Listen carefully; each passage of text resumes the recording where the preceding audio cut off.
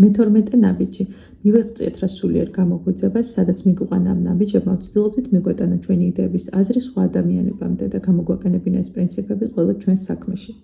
თუ გულწრფელად მივყევით ამ ნაბიჯებს, ესე იგი ღრმა ცვლილებები განვიცადეთ. ამ პროგრამის მეშვეობით ჩვენ ჩამოყალიბდით ახალ და უკეთეს ადამიანებად.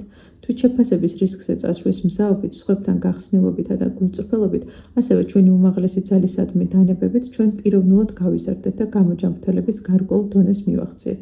ჩვენ აღარ გვგრძნობთ თავს მარტოსულად. ჩვენ დაკავშირებული ვართ ძალისა და სიმშვიდის სულიერ წყაროსთან. ამ სულიერი გამოღვიძების გზით ჩვენ საყაზროვნებას ვუბრუნდებით. სულიერი გამოღვიძება. სულიერი გამოღვიძება არის საჩუქარი, რომელსაც ვიღებთ პირველ 11 ნაბიჯზე მუშაობის შედეგად. ეს ხდება ამ დროს, რადგან ხვდებით ცნობიერები და ვანვითარებთ ჩვენს სულიერ ბუნებას.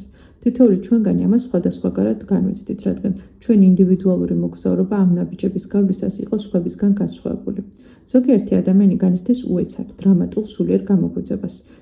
ისინი შთაგონებულნი არიან ღრმა დარწმუნებით, რომ ღმერთი არსებობს და ღრმა მადლიერებას გრძნობენ ახლად შეძენილი რწმენისთვის. უმეტესობისთვის პირადი გასხივოსნება უფრო სათუთი და შეუმჩნეველი პროცესია, რომელიც ნაბიჯების მიყოლას და ცვლილებების გაცნობიერებას თან სდევს. სულიერი გამოღვიძება შეიძლება იყოს ცნობიერება და მიღება იმისა, თუ რომ მცირე ძალა გვაქვს სინამდვილეში, თუმცა ამავე დროს შეგვიძლია განვიცადოთ უფრო დიდი შინაგანი სიმშვიდე, საკუთარი თავის პატივისცემა და თავდაჯერებულობა. ეს შეიძლება იყოს გაცნობიერება იმისა, რომ მიუხედავად წარსულში ჩვენი არასწორი ქცევისა, ჩვენ მაინც ღირებულები ვართ. ეს შეიძლება იყოს შეგრძნება იმისა, რომ ადამიანები ჩვენს გარშემო საფრთხის შესაქმნელად კი არ არსებობენ, არამედ იმისათვის, რომ მხარი დაგვიჭირონ. ეს შეიძლება იყოს მანუგეშებელი შეგრძნება იმისა, რომ გვყავს უმაღლესი ძალა, რომელიც დაგვეხმარება. ეს შეიძლება მოიცავდეს განცდას, რომ ვუკავშირდებით ცხოვრებას, გრძნობთ მთლიანობას და არა დანაწევრებასა და გარიყულობას. ეს შეიძლება იყოს გაცნობიერება იმისა, რომ პროგრამის დაპირებები ჩვენთვის სრულდება, ან მადლიერების გრძნობა იმისათვის, რაც უკვე მიგვიღია. რა ფორმითაც არ უნდა იყოს ეს, ჩვენს გამოღვიძებას თან ახლავს ხასიათის ცვლილება. ჩვენ აღარ ვართ შეპყრობილი ჩვენი პრობლემებით, ტკივილით და უფრო გახსნილი ვართ სხვა ადამიანების მიმართ. თუ ოდესღაც გვქონდა დამოკიდებული ან იძულებითი ქცევები, ისინი მნიშვნელოვნად შესუსტა ან სრულიად გაქრა. მზად ვართ აქტიურად ჩავერთოთ ცხოვრებაში და ჩვენთვის ხელმისაწვდომის საშუალებებით სიკეთე ვაკეთოთ. გვიხარია, რომ შეგვიძლია სხვებს გავუზიაროთ ის, რაც ვისწავლეთ. გზავნილის გადაცემა.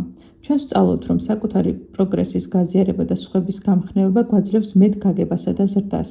პროგრამის ერთ-ერთი პარადოქსია ის, რომ იმისთვის, რომ შევინარჩუნოთ, რაც ვისწავლეთ, აუცილებელია, რომ იგი სხვებს გავუზიაროთ. გარკვეული გამოჯანმრთელების მიღწევის შემდეგ, რომელიც ამ ნაბიჯების პრაქტიკით მიიღწევა, შეგვიძლია დავიწყოთ სხვებთან დაკავშირება და გავუზიაროთ მათ ჩვენი გამოცდილება. ჩვენ ვუზიარებთ ჩვენს ისტორიებს, როგორები ვიყავით ადრე, რა მოხდა მაშინ, როცა ნაბიჯებზე მუშაობდით და როგორ შევიცვალეთ. ეს გაზიარება საშუალებას გვაძლევს ჩვენი გამოცდილება ახალი თვალსაზრისით დავინახოთ და შედეგად მეტი გავიგოთ საკუთარ თავზე. გაზიარების პროცესში უფრო მკაფიოდ ვხედავთ ყველა იმ ცვლილებას, რაც განვიცადეთ და ვაცნობიერებთ სხვა გზებს, როგორ გამოვიყენოთ ეს პრინციპები ჩვენს ცხოვრებაში. ეს აძლიერებს ჩვენს ერთგულებას პროგრამის გამოყენების მიმართ. ჩვენ ვუზიარებთ ჩვენს გამოცდილებას, ძალას და იმედს სხვა ადამიანებს, რათა მივცეთ მათ შანსი სწორედ ამ გამოჯანმრთელების გზით შეცვალონ საკუთარი ცხოვრება. ზოგი ჩვენგანი გამოჯანმრთელების ადრეულ ეტაპზე ენთუზიაზმითა და აღტაცებით ცდილობს ყველა, ვისაც იცნობს, მოიყვანოს ანონიმურ ემოციონალებში. ჩვენ ვიცნობთ ბევრ ადამიანს ჩვენს ცხოვრებაში, ვისაც ჩვენი აზრით სჭირდება ცვლილება და ვთვლით, რომ ამ პროგრამაში უნდა იყოს. ისინი ჩვეულებრივ წინააღმდეგობას გამოთქვამენ მონაწილეობაზე ან ნაწყენები არიან ჩვენი რჩევების გამო. ამის შემდეგ ჩვენ თავს შეურაცხყოფილად და არასწორად გაგებულად გრძნობთ. ადამიანები როგორც წესი ვერ იღებენ ჩვენი მხრიდან პროგრამის ქადაგებას და მაშინ, როდესაც კი გამოცდილებას ვიღებთ ანონიმური ემოციონალების გზავნილის გავრცელებაში, ხვდებით, რამდენად ამპარტავნება ვიფიქროთ, რომ სხვებს უნდა მივუთითოთ ამ პროგრამის საჭიროებაზე. ჩვენთვის გაცილებით უკეთესია პროგრამა გავუზიაროთ მათ, ვისაც ეს სურს, ვიდრე მათ, ვისაც ჩვენი აზრით ეს სჭირდება. გზავნილის გავრცელება ჩვენი გამოჯანმრთელების ნაწილია. საქმე სხვა ადამიანების გადარჩენას არ ეხება. ჩვენ მხოლოდ ჩვენს გამოცდილებას ვუზიარებთ ერთმანეთს და ვცდილობთ შედეგი არ გავაკონტროლოთ. ამის გათვალისწინებით ნაკლებ იმედგაცრუებას ვგრძნობთ, როდესაც სხვები ჩვენს გზავნილს არ იღებენ. უნდა გვახსოვდეს, რომ ძალისხმევა ჩვენია, მაგრამ შედეგი ღვთისგან მოდის. ჩვენ მრავალ გზას პოულობთ მე-12 ნაბიჯის სამუშაოს შესასრულებლად. ერთ-ერთი მნიშვნელოვანი გზა მაგალითია. ჩვენი ცხოვრებისეული ქმედებებით ჩვენ ვაჩვენებთ, რომ ეს პროგრამა მუშაობს. ხალხი ხედავს თუ როგორ ვჯამრთელდებით და სურთ იცოდნენ თუ რას ვაკეთებთ ამისთვის.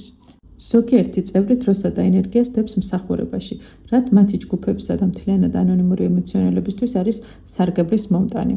ზოგიერთს აქვს ნიჭი ისაუბროს პროგრამაზე ან გაუზიაროს საკუთარი ისტორიები. სხვების ძალისხმევა ნაკლებად თვალსაჩინოა, მაგრამ ისინი ასევე ღირებულნი არიან თავიანთი ჯგუფების ფუნქციონირებისათვის. ყველას აქვს რაღაც, რითაც შეუძლია წვლილის შეტანა.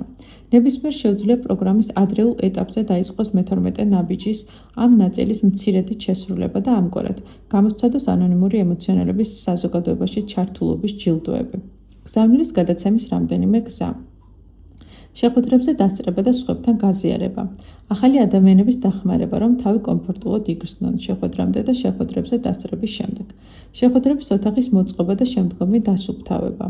დროის გამოყოფა სატელეფონო საუბრის მოსასმენად. ჯგუფის შემოწირულობების შეგროვებაზე, ლიტერატურის შეკვეთაზე ან ჯგუფისთვის გადასახადების გადახდაზე პასუხისმგებლობის აღება. სხვების დახმარება 12 ნაბიჯის გაგებისა და მისი განხორციელების საუკეთესო გზების აღმოჩენაში. პირადი შენატანების გაღება იმის უზრუნველსაყოფად, რომ ჩვენი ჯგუფი, ჯგუფთაშორისი და საერთაშორისო მომსახურების ცენტრი განაგრძობენ საჭირო მომსახურების მიწოდებას. ახალი ჯგუფის შექმნა და სხვა ჯგუფების მხარდაჭერა, რომლებიც სირთულეებს განიცდიან. სტატიების წერა ჟურნალ The EA Messages-თვის. საჯარო საინფორმაციო შეხვედრების ჩატარება, საფოსტო გზავნილების გაგზავნა ან ფლაიერების გავრცელება, რათა სხვებმა მიიღონ ინფორმაცია ანონიმური ემოციონალების შესახებ. 12 ნაბიჯის პროგრამაზე საუბარი. კომიტეტებში ჯგუფთაშორის ან საერთაშორისო სამსახურის სამეურვეო საბჭოში მსახურება. ამ პრინციპების დაპრაქტიკება. ამ ნაბიჯების განხორციელებით ჩვენ ბევრ ახალ პრინციპს ვახორციელებთ ჩვენს ცხოვრებაში. ეს პრინციპებია მიმღებლობა, პატიოსნება, გახსნილობა, მზადყოფნა, მოთმინება, თავმდაბლობა, თანაგრძნობა, გამბედაობა, თავგანწირვა და სულიერება. სინამდვილეში ვერც ერთი ჩვენგანი ვერასდროს დაეუფლება ამ პრინციპებს სრულყოფილად, მაგრამ ისინი გვაძლევენ იდეალებს, რომელთაკენაც უნდა ვისწრაფოდეთ. პროგრამაში გარკვეული დროის განმავლობაში ყოფნის შემდეგ ეს პრინციპები ჩვენთვის მეორე ბუნებად იქცევა. თითოეული ჩვენგანი ქმნის საკუთარ ყოველდღიურ გეგმას 12 ნაბიჯის პრაქტიკაში მოსაყვანად. ჩვენ უნდა გავაგრძელოთ პროგრამის სრულად გამოყენება და არა მხოლოდ უფრო მარტივი ნაბიჯების არჩევა. თუ ვერიდებით პროგრამის სულიერ ნაწილებს, ან თუ გამოვტოვებთ იმ ნაბიჯებს, რომლებიც ჯერ კიდევ ძალიან საშიში ან რთულია, მაშინ ჩვენ პროგრამას სრულად არ ვასრულებთ. ასეთ შემთხვევაში პროგრამა არ იმუშავებს და სავარაუდოდ გამოჯანმრთელების პროცესს ვერ გავაგრძელებთ. ეს 12 ნაბიჯიანი პროგრამა მხოლოდ მაშინ მუშაობს, როდესაც ჩვენ თვითონ გადავწყვეტ მის გამოყენებას. თუ პროგრამის გავლისას თვითკმაყოფილები გავხდებით, ხშირად აღმოვაჩენთ, რომ ჩვენი ძველი აზრები, დამოკიდებულებები და ქცევები ბრუნდება. როგორც ჩანს, ჩვენი ავადმყოფობა ალკოჰოლიზმის მსგავსად მხოლოდ შეჩერებულია და არ იკურნება. ჩვენ განვიცდით ემოციურ ჩავარდნებს, როდესაც არ ვიყენებთ იმას, რაც ვისწავლეთ. პროგრამის პრინციპები გულმოდგინედ უნდა გამოვიყენოთ მანამ, სანამ გამოჯანმრთელება გსურს. როდესაც ჩავარდნებს განვიცდით, რასაც ბევრ ჩვენგანს ემართება, ჩვენ ვმოქმედებთ, რათა კვლავ პროგრამაზე ვკონცენტრირდეთ. ჩვენ ვეძებთ პროგრამის იმ ნაწილს, რომლის კეთებაც შევწყვიტეთ, ან რომლის კარგად კეთებაც შევწყვიტეთ. ჩვენ ვიყენებთ პროგრამის ინსტრუმენტებს, შეხვედრებს, სატელეფონო ზარებს, სლოგანებს, მხოლოდ დღეს ანონიმური ემოციონალების ლიტერატურას, ნაბიჯებს, გამოგონებებს, ლოცვასა და მედიტაციას, რათა დაუბრუნდეთ პრინციპების პრაქტიკაში გამოყენებას. ჩვენ კიდევ ერთხელ შეგვაქვს წვლილი ჩვენს გამოჯანმრთელებაში. ჩვენი ემოციური და სულიერი ჯანმრთელობა საშუალებას გვაძლევს ცხოვრებისეულ გამოწვევებს სათანადოდ შევხვდეთ. ჩვენ შეგვიძლია გამოწვევების შესაძლებლობებად ვაქციოთ, როდესაც ვაჩვენებთ ჩვენს რწმენას. რწმენას ჩვენი უმაღლესი ძალისა და რწმენას ამ 12 ნაბიჯიანი პროგრამის მიმართ. ყველა ჩვენს საქმეში. ეს არის პროგრამა ცხოვრების ახალი წესის დამკვიდრების შესახებ. ჩვენ ამაზე უბრალოდ კვირაში ერთხელ შეხვედრებზე არ ვსაუბრობთ. ეს არის პროგრამა, რომელიც გვეხმარება ჯანსაღად ვიცხოვროთ დღეში 24 საათის განმავლობაში, სადაც არ უნდა ვიყოთ. ვინაიდან ჩვენ ამ ნაბიჯების შედეგად ვიცვლებით, აღმოვაჩენთ, რომ ვიწყებთ ამ პროგრამის პრინციპების გამოყენებას ჩვენი ცხოვრების ყველა ასპექტში. ჩვენ უფრო მზრუნველები, გულწრფელები და მიმღებლები ვართ, არა მხოლოდ ანონიმური ემოციონალების წევრებთან, არამედ ჩვენს ცხოვრებაში არსებულ ყველა ადამიანთან. როდესაც ჩვენ ემოციურად ჯანმრთელდებით და გონიერებას უბრუნდებით, ჩვენს სახლებსა და ოჯახებში ხშირად დისფუნქცია მცირდება. ჩვენ ახალ პრინციპებს ვიყენებთ ჩვენს სოციალურ ცხოვრებაში და ვტკბებით გაუმჯობესებული ურთიერთობებით. ჩვენ აღმოვაჩენთ, რომ ჩვენს ბიზნეს თუ პროფესიულ ცხოვრებაში 12 ნაბიჯიანი პროგრამის საფუძვლებით მოქმედება გვაქცევს უკეთეს თანამშრომლებად ან დამსაქმებლად. ჩვენ ფინანსურ საკითხებში უფრო დაბალანსებულნი ვართ, არც ძუნწები და არც უგუნურნი. ანონიმური ემოციონალების პრინციპები ხდება ჩვენი აზროვნების სახელმძღვანელო. რის შედეგადაც უმჯობესდება ჩვენი მენტალური ჯანმრთელობა. უკეთ ვზრუნავთ ფიზიკურ და ემოციურ საჭიროებებზე. ახლა ჩვენ გვგრძნობთ დაცულობას იმის გამო, რომ ვიცით ჩვენთვის პირადი უმაღლესი ძალის სულიერი რესურსები ხელმისაწვდომია და გვაქვს ღმერთის კონცეფცია, რომელიც ჩვენთვის მუშაობს.